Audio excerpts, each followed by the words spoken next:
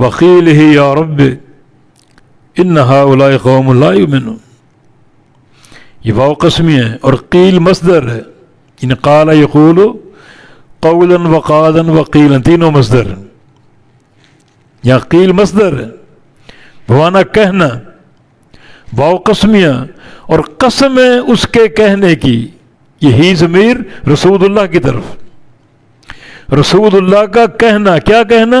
یا رب اے رب، رسول اللہ کا یا رب یا رب یا رب کہنا، اس کہنے کی قسم، یہ بڑی منفرد قسم ہے۔ کہیں اللہ تعالیٰ اپنے رسول کی زندگی قسم کھاتا ہے اور کہیں اس کے قول اور کہنے کی، یا رب کہنے کی۔ عبداللہ بن عباس کا قول ہے کہ اللہ تعالیٰ نے کسی بندے کی قسم نہیں کھائی سوائے رسول اللہ صلی اللہ علیہ وسلم کے اور ان کی حیات اور ان کی عمر کے، اور یہاں کیا قسم کھائی؟ رسول اللہ کے کہنے کی، کیا کہنے کی؟ یا رب کہنے کی، یہاں تک جملہ قسمیہ۔ اور ان ہؤلاء قوم لا یؤمنون، یہ جواب قسم ہے کہ بے شک یہ قوم ایمان نہیں لائیں گے، یہ ایمان نہیں لائے گی، یہ قوم، یہ لوگ ایمان نہیں لائیں گے۔ قسم اور جواب قسم، قسم کس چیز کی؟ رسول کے یا رب کہنے کی۔ اس سے ثابت ہو کہ یا رب، بڑا اس کلمے کی عظمت ہے۔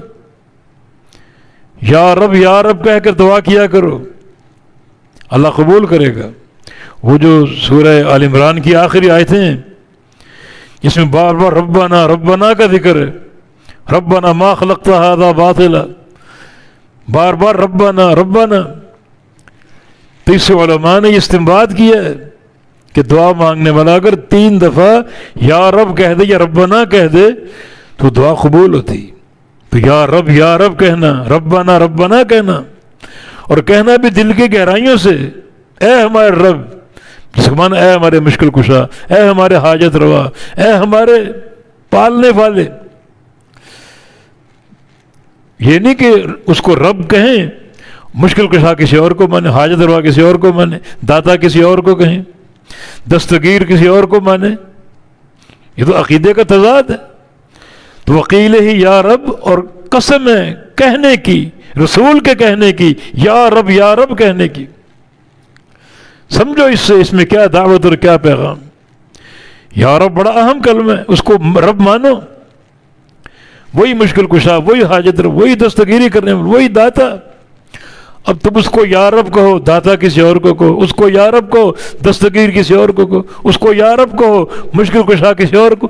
یہ بڑی گندی شراکت ہے، یہ شراکت داری، اللہ کا شریک بنانا اللہ کی مخلوقات کو۔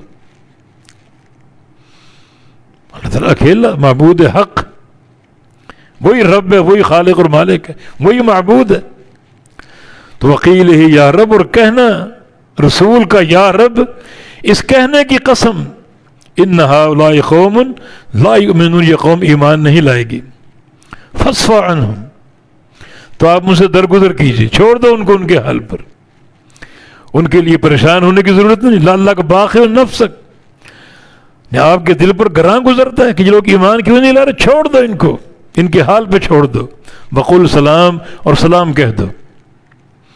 یہ سلام کہنے کا معنی ان کو سلام کہنا نہیں ہے، یہ سلام ایک توقیر اور تعظیم ہے۔ یہ سلام کہنا، یہ چھوڑ دینے، درگزر کر دینے، ان کو دفع کر دینے کے معنی میں۔ جیسے وَإِذَا خَاطَبَهُمُ الْجَاهِلُونَ قَالُوا سَلَامًا، جب جاہل ان سے مخاطب ہوتے ہیں تو وہ سلام کہتے ہیں، سلام کہہ کے گزر جاتے ہیں۔ یہ سلام کوئی دعا نہیں، یہ کلمہ دعائیہ نہیں، بلکہ سلام کہنے کا معنی ان کو دفع کرو، ان کو چھوڑ دو ان کو۔ یہاں بھی اسی معنی میں وقل سلام، سلام کہہ دو، پھر ہم جانے وہ جانے، ہم ان کا حساب لیں گے۔ آپ نے ذمہ داری پوری کر دی، حق پہنچا دیا، دن رات حق ان کو پہنچایا، اور نہیں مانتے چھوڑ دو، پریشان ہونے کی ضرورت نہیں، ہم ان کا حساب لیں گے۔ فسوف یعلمون، پس ان قریب وہ جان لیں گے، اپنے کفر کی سزا پہچان لیں گے، اور جو انہوں نے انکار کیا، حق کو ٹھکرایا تو ان قریب ان کو اس کا علم ہو جائے گا.